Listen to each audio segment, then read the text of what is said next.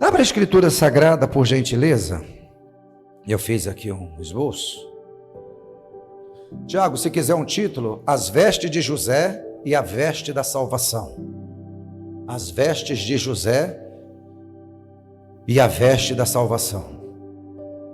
Gênesis capítulo 37.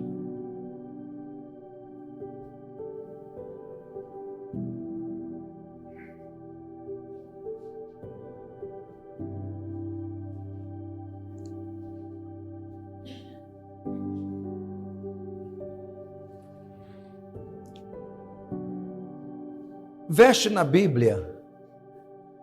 Primeiro, abra Gênesis 37, vamos ler, vamos orar e vamos argumentar. Tudo ok, gente?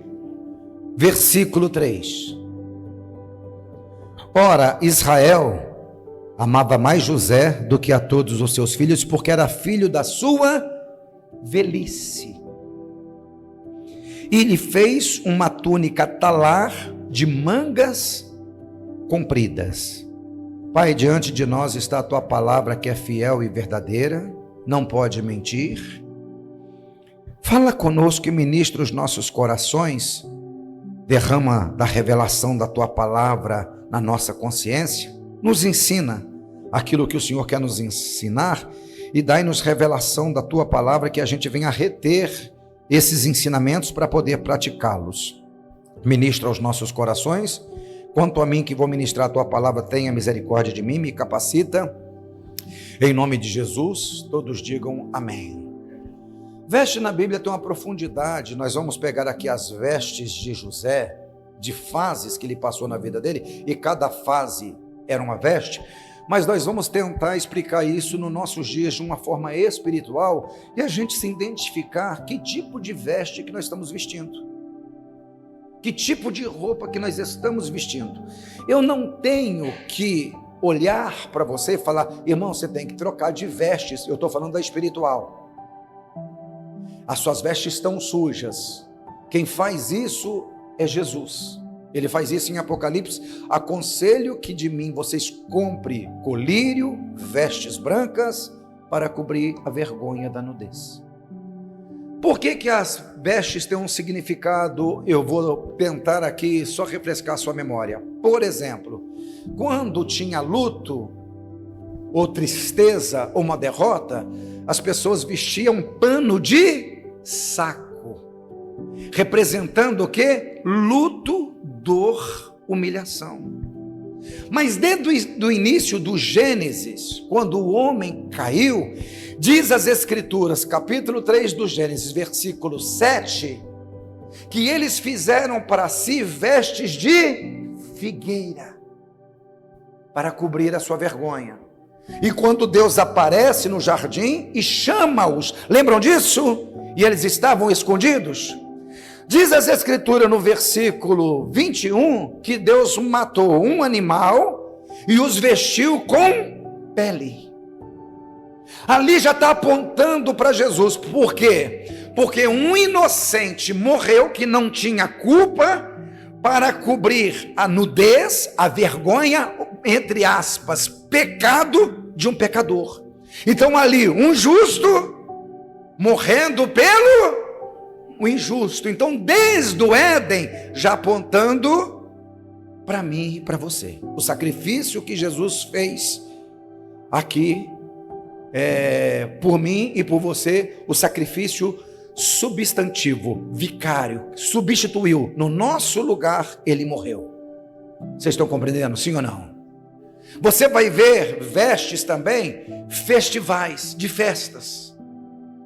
Quando ia participar de uma festa, você vai ver no livro do Êxodo, se não falha a memória, capítulo 14, que o povo pegou ouro, prata, quando saiu do Egito, e roupas festivais, de festas. Roupas eram um item muito caro naquela época. Não se trocava hoje. Por exemplo, o homem normalmente tem menos roupa que mulher, sim ou não? Normalmente existem as exceções. Por exemplo, eu tenho roupa pra caramba, muita roupa. Mas o homem aqui que tem menos roupa, tinha mais roupa do que talvez o rei Salomão. Porque, como você vai ver, o valor que tinha. Por que eu estou falando tudo isso? Porque nós vamos ver fases, etapas na vida de José, e você leu comigo o versículo 3, que o pai amava mais José, e não tem problema nisso, porque era o filho da sua velhice, com a sua mulher amada, que não podia ter filhos. Qual que é o nome dessa mulher mesmo? Vocês se lembram? Raquel. Raquel foi a primeira. Raquel. A Lia tinha filhos, Raquel não tinha.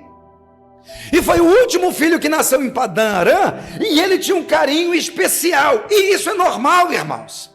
Às vezes na casa que tem muitos irmãos, normalmente o predileto, quem que é? É o caçula. Na sua não? Certeza que é. Quem que é caçula na sua casa? Não, na sua casa. Então. E não tem problema nenhum nisso. Só que o José, além de ser caçula, ele era diferente. Ele era um homem de Deus. Se você ler comigo, eu quero que você leia, eu quero que você traga isso dentro de você. Porque como que nós somos hoje uma geração fraca? Por exemplo, meu pai morreu, eu tinha 17 anos. Com 18 o Senhor me resgatou e a minha vida foi transformada. Hoje, molecão com 20, 25 anos, você tem que tratar aqui, você não desvia, sai da igreja. Não teve base, não teve estrutura, não aprendeu a ser homem, não aprendeu a ser mulher. A comida é na mãozinha, tudo. Os pais não dão responsabilidade. Coloca seu filho com 15, 16 anos numa guardinha. Fala, você vai trabalhar. Com quantos anos faz a inscrição, Paula? Com 15. É no ano que completa 15, faz a inscrição. Ei, preste atenção, não é momento de conversar, é momento de ouvir a palavra. E eu sou chato para isso. Se fosse para conversar, a gente estaria conversando.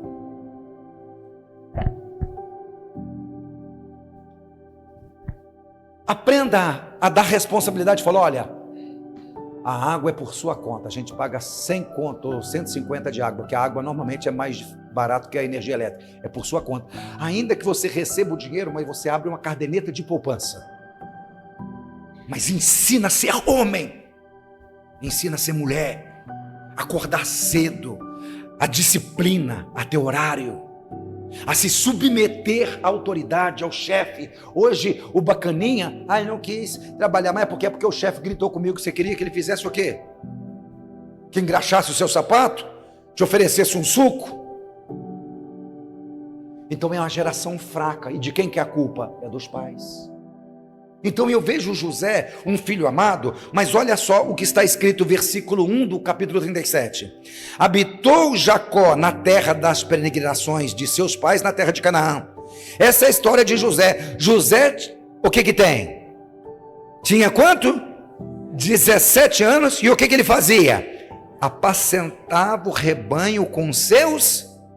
Ele era o mais novinho de todos. O pai deixou ele dentro de casa. Ele tinha um Benjamim que era mais novo, mas é um jovem. Trabalhava com os irmãos mais velhos. Trabalhava. Aí diz as escrituras, com seus irmãos, sendo ainda jovem, acompanhava os filhos de Bila, dos seus meios irmãos, né? E os filhos de Zipa, mulheres de seu pai, e trazia más notícias dos seus irmãos para o seu pai. Ele era diferente. Ele foi tratado assim com muito amor, mas não é porque o pai, não, você, filho, vai ficar dentro de casa comigo, não vai trabalhar. Não vai trabalhar. E você vai ser meu olho lá. Pessoas assim, é lógico que são pessoas especiais. Pessoas comuns, jovens comuns, vai agir de uma forma comum. Jovens com chamado especial, vai ser diferente, vai ser especial. Pessoas comuns reagem numa empresa, num lugar, igual todo mundo faz. Pessoas diferentes agem de uma forma diferente. Ninguém vai querer perder um jovem desse, que é modelo, que é exemplo. Ele recebe essa roupa do pai, o pai o amava. Eu já vi tantas coisas aqui na teologia, mas eu vou abrir mão da teologia e eu vou pegar o lado espiritual da coisa. Eu não acredito ser coincidência. O versículo 4 diz que vendo seus irmãos que o pai amava mais a José do que os outros filhos, odiaram-no e já não falava pacificamente. Então o ambiente dentro de casa era bom? E ele se perdeu por causa disso? Não. A companhia dos irmãos era saudável para ele, mas ele se corrompeu? Não, irmãos. Não. Hoje tem a síndrome de Adão, foi a mulher que o Senhor me deu. Porque todo mundo hoje é um culpado, a pessoa fracassa e sempre tem um culpado. Aí o versículo 5, teve José então você percebe que ele começa a sonhar depois que ele recebe essas vestes. Umas vestes proféticas. A Bíblia não fala que ele sonhava antes de receber as vestes, mas depois que ele recebeu essas vestes, ele tem um sonho e conta aos seus irmãos. Depois ele tem outro sonho contra seu pai e os seus irmãos. A mãe dele já tinha falecido. Detalhe, ele só tinha pai, ele não tinha mãe. Os outros irmãos tinham mãe. Então tinha tudo para dar errado. Mas a base, a estrutura que foi criada, nós falamos isso no testemunho das filhas do Tiago.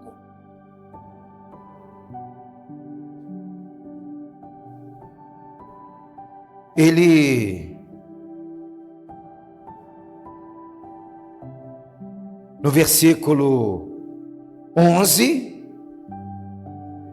olha para mim leia comigo fazendo um favor. Seus irmãos tinham ciúme. O pai, no entanto, fazia o quê?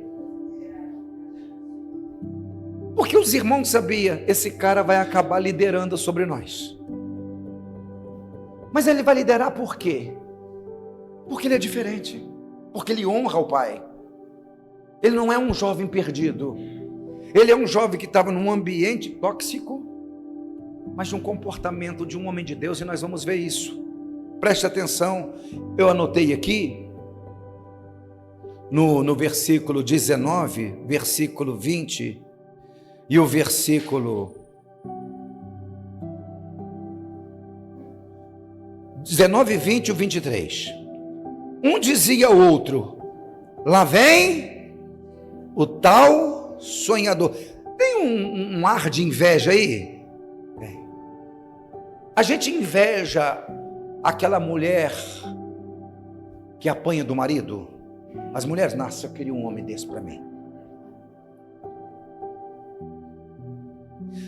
A pessoa normalmente ela sente, eu vou falar da ciúmes, inveja, não de uma forma pejorativa, de alguém que é melhor ou de alguém que é pior.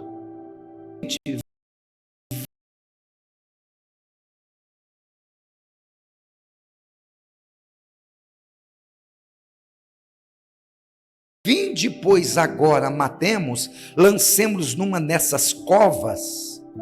Vamos matar e jogar na cova, na cisterna.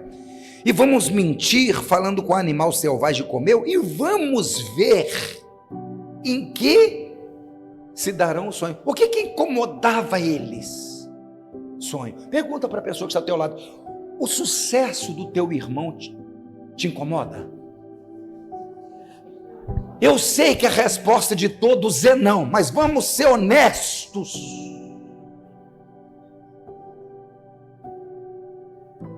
No nosso meio, crentes, sucesso de algum irmão incomoda outros ou não? Sim ou não? Sim. E era para incomodar? As pessoas têm ciúmes. A pessoa não tem a capacidade de fazer e tem inveja, ciúme de quem está fazendo. Infelizmente. Nós temos que ser realistas. Uma pessoa começa a se destacar dentro da igreja, se manifestam os invejosos. Eu não sei quem é você nessa situação. O propósito, a gente sempre ter o nosso semelhante e mais estimada honra. Aquilo que Deus escolheu para você, a túnica é sua, não serve para ninguém. Ninguém vai conseguir vestir. Então você não precisa se preocupar. Deus tem um chamado lindo na vida de cada um, se preocupa com o seu. Só que nós não somos assim, nós já vivemos casos, uma época, eu não vou citar nomes, que nós tínhamos um baterista, o outro estava aprendendo, chegava para mim e falava: pastor, quem tocou a bateria? Mas por quê? O prato está no lugar errado. Aí eu falava com o irmão, mas eu falei: quando que você vai ajudar ele, ensinar ele a tocar bateria, para que você venha desenvolver, não venha ficar só na bateria, venha intercalar, e amanhã quem sabe você vai ser um pastor, uma pastora, vai cuidar de gente. Tem gente que recebe o cargo é mais importante do que a função, e não quer que ninguém faz mais nada. Aprenda o negócio, o líder não manda, o líder dá exemplo, ele faz, e o outro se inspira nele. Líder não é aquele que está chicote na mão. Quem que passou ali, de quem que hoje é o dia de limpar a igreja, que não limpou ali aquela goteira? Não é isso. O verdadeiro líder, ele pega um pano, ele pega um rodo e vai lá secar. Deixa, pastor, que eu faço para o senhor. Deixa, meu líder, que eu faço. Mas nós gostamos mais do cargo do que da função. E a gente não tem prazer de ensinar aquilo que o Senhor confiou a nós. Nós não temos, porque a gente tem medo da pessoa, entre aspas, pegar o meu lugar. Mas quem disse que eu tenho lugar? E que o lugar é meu? Olha a fala de Jesus em João 14. Vocês vão fazer essas obras, e vão fazer obras maiores do que essas, porque eu vou para o meu. Ele estava com ciúmes deles fazerem obras maiores? Preste atenção, ei, se você conversa, você atrapalha a pessoa de trás, que está tentando prestar atenção.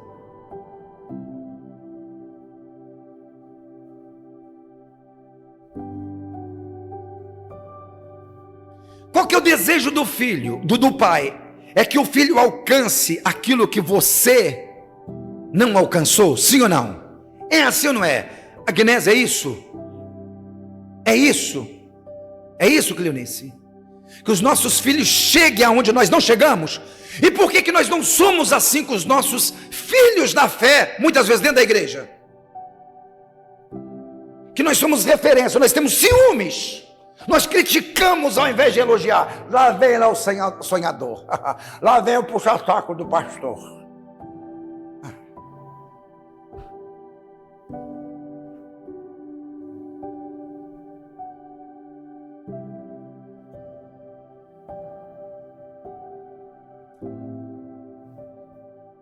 Eles tinham preocupação que o sonho dele não se realizasse. Nós vamos matar ele, nós vamos ver em que darão os sonhos dele. Aí junta ele, versículo 23.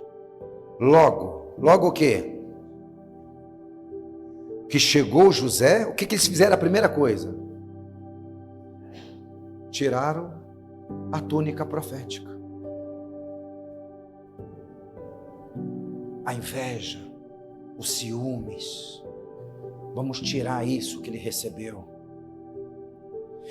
Agora, interessante que eu aprendo com José o seguinte: ele comeu o pão que o diabo amassou, sim ou não? Ele foi jogado numa cova, no momento difícil da vida dele, que o ambiente era terrível, pelos próprios irmãos. Você ser jogado numa cova por ladrão, por um sequestrador é uma coisa, mas os próprios irmãos, sangue. Olha o psicológico desse cara. Ele não tinha tanto tempo assim que tinha perdido a mãe, ele só tinha o pai.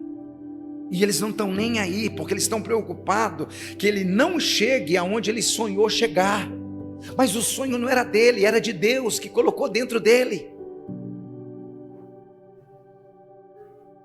Vocês entendem isso, sim ou não?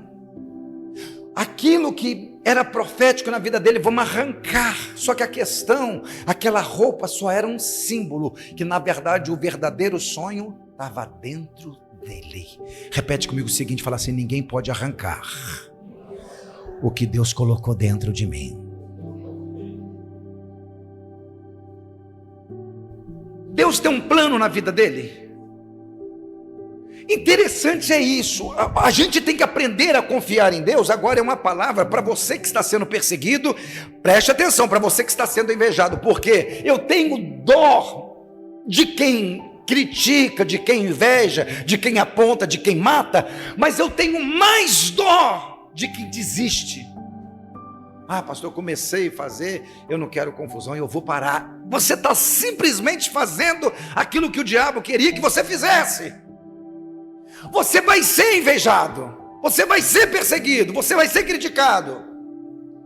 Você vai abrir um PG e você vai pastorear tanta gente nesse PG, que você vai chegar a ser pastor e pastora na frente de muitas pessoas veteranas na igreja, e isso vai levantar ciúmes, inveja, e está tudo bem. Por quê? Porque nada pode surpreender o nosso Deus. Deus estava formando um homem que teve uma base excepcional. Ei, preste atenção. Deus está formando você uma mulher de verdade, uma mulher forte, um homem forte. Por isso que você está passando por isso, você passou por tantas coisas da sua vida. Mas aprenda, pelo amor de Deus. Aleluia. Cutuca a pessoa que está do teu lado, talvez ela está dormindo. Foi dormir tarde pra caramba outra noite, fez a noitada. Fala, acorda, irmão. Deus está falando contigo. Acorda. Fez noitada ontem, irmão.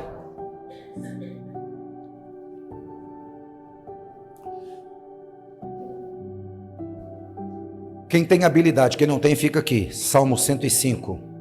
Só quem tem habilidade, quem não tem, fica aqui. Porque senão, na hora que a gente estiver voltando, você está indo e pronto.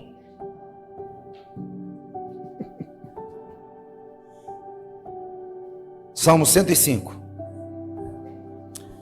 Vou ser bem objetivo, versículo 16 e 19. Versículo 16. Fez vir a fome sobre a terra e cortou todos os meios de se obter o pão. Quem fez isso? Deus, não foi o diabo, tá? Foi Deus que cortou. Deus faz isso. Versículo 17. Na frente deles enviou um homem. Qual que é o nome dele? José. Como? Vendido como escravo. Então quem que escolheu a forma? Deus. Então os irmãos de José estão prejudicando ele? Não. Deus está usando os irmãos. Pastor, por que eu estou passando por isso? Isso não quer dizer que os irmãos amanhã ou depois, o agressor não vai ser punido. Igual Deus falou com Abraão no capítulo 15 do Gênesis. A sua descendência será peregrina numa terra alheia, será reduzida à escravidão por 400 anos. Mas eu vou julgar essa nação depois. Mas não está acontecendo nada na vida de José que Deus não esteja no controle. Então sabe essa coisa ruim que está acontecendo com você? É para te amadurecer. É para te fortalecer.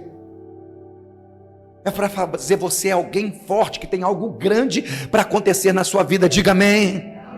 Agora eu não vou ser leviano e inconsequente falar, assim como Deus realizou o sonho de José, vai realizar o seu. Mentira. Mentira. Primeiro que o plano que Deus tinha na vida de José é um, no seu é outro. E você vai ter que passar por aquilo que Deus projetou que você passasse. Então você vai ser tentado. Você vai ter ser tentado de ser um invejoso. Mas você não, eu não vou ter inveja. Eu vou ser melhor para o meu Senhor. Vocês entendem? Eu tenho que ver que lado da irmandade eu vou estar. Eu vou estar do lado do José, eu vou estar do lado dos invejosos. Que lado que você está? Não adianta eu falar, é o meu comportamento. Irmãos, Deus, o versículo 18 do Salmo 105 ainda, cujos pés apertaram com grilhões, a quem lhe puseram em ferros, correntes. Versículo 19, até quando isso aconteceu? Até cumprir a profecia, a palavra a respeito dele. Mas o que? Dele provado. Entendeu? Os irmãos que estão humilhando ele. É os irmãos que estão tentando matar ele. Ou é Deus que está no controle? Pergunta para a pessoa que está do teu lado: você confiou a sua vida nas mãos do Senhor Jesus? Então por que você está querendo desistir?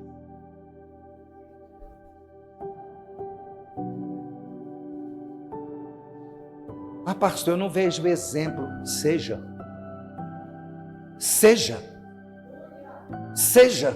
exemplo. José foi exemplo? Ele tinha exemplo dentro de casa? Tinha? Não. Mas foi? Então não dê desculpas. Eu não tenho exemplo. Seja o exemplo. Deus não está formando um exército fraco, mas um exército forte. Eu não sei se vai dar tempo. Não vai.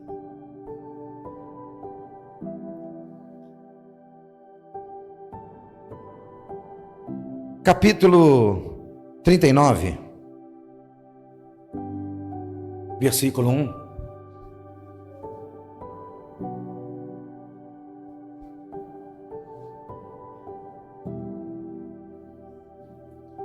Vocês acharam? Semana que vem, se Deus permitir, a gente continua essa pregação, aí você não falte. Traga alguém, porque o tempo não vai permitir. E eu não tem aquele negócio religioso que tem que falar tudo. Eu tenho que falar até enquanto Deus está falando. A hora que Deus parar de falar e eu começar a falar, é hora de parar. José foi levado ao Egito. Potifar, oficial de Faraó, comandante da guarda egípcio, o comprou. Então agora ele tem um dono? Comprou dos ismaelitas que tinham levado para lá. Preste atenção, isso aqui não é coincidência. O Senhor era com José e veio a ser um homem próspero. Continue. Aqui estava na casa do seu senhor egípcios. Versículo 4. Achou graça perante ele a quem servia e o pôs por mordomo de toda a sua casa e passou às suas mãos tudo. Deus está no controle da vida de José?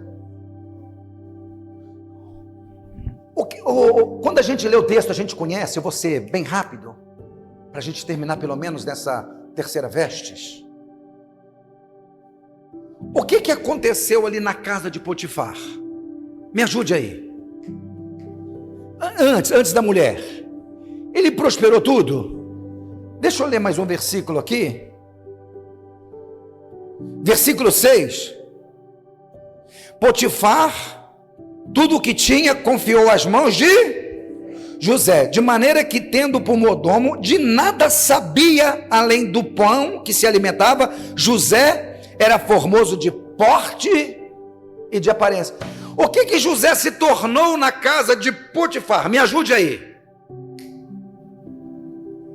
Governante, chefe, mas o que? Vocês não falaram a palavra ainda. Ele não fez a faculdade, ele fez a faculdade da vida, na prática. O que ele aprendeu? Em cima desse versículo que nós lemos aqui, que tudo, que era o principal general do faraó. Então um cara muito rico, possivelmente muitos bens. Ele não sabia nada, só o pão que ele comia, mais nada. O que ele estava aprendendo ali? Mordomo. Mordomo aqui não é a palavra certa, por isso eu quero outra palavra. Perfeito, Raquel. Administrador. Você leu comigo porque o patrão dele não sabia de nada. Tudo confiou nas mãos. Só sentava na mesa e comia. José, e as rendas da sua boca, e aquela plantação. Então, o que José está aprendendo ali naquela situação? Administração. Porque Deus ia usar isso lá na frente? Ia. Então, às vezes eu passo por situação hoje, eu acho que é o meu propósito. Não é. Deus tem algo maior ainda reservado para nós. Você entendeu, Renato? Está aprendendo, aprenda a administrar. Aprenda a ser patrão. Mas isso vai acontecer se você for fiel no pouco. Então tudo estava na mão de José. E ele prosperou. Ele prosperou porque ele era um cara que tinha um QI acima da média. Era isso? Não. Você leu comigo? O Senhor era com ele. Repete comigo o seguinte, fala assim: o Senhor vai me dar habilidades que eu nem sabia que tinha. É que não tinha mesmo, o Senhor vai dar. Você vai começar um negócio novo e você vai prosperar, que o Senhor vai te ensinar. Diga amém, diga glória a Deus, diga aleluia. Então por isso que se vier alguma coisa nova nas tuas mãos, fala, eu não consigo não, eu aprendo, eu consigo. Você vai colocar o joelho no chão: Senhor, eu nunca fiz isso, mas o Senhor é o professor dos professores, o Senhor pode me dar inteligência, eu vou. Não perca a oportunidade.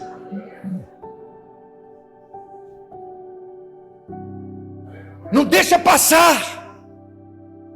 Ou quero vender esse negócio para você. Isso aqui não é do meu ramo. Vai ser. E o teu Deus? Então Deus está treinando um cara que vai governar o mundo. Mas como que eu vou governar o mundo se eu não aprendi a governar nada? E quando a coisa vem na minha mão, eu reclamo. Agora tem um problema. Não posso deixar que eu alcancei o sucesso, porque o que Deus tem é maior. Repete comigo: não é aquilo que eu quero. Não é aquilo que eu quero. É aquilo que Deus tem para mim. Na condição que ele chegou. E você leu comigo o versículo 2. O Senhor é com José, que veio a ser um homem próspero. Tá bom para ele já? Na condição que ele chegou, tá bom já? Nessa condição que talvez já está melhor do que os irmãos, mas está bom para Deus?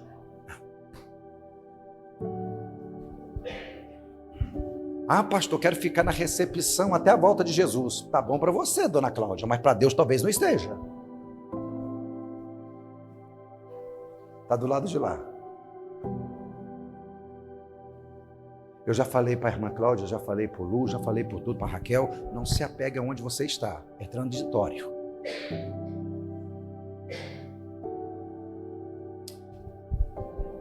Deu tempo. Dá vontade de ficar, não dá, gente?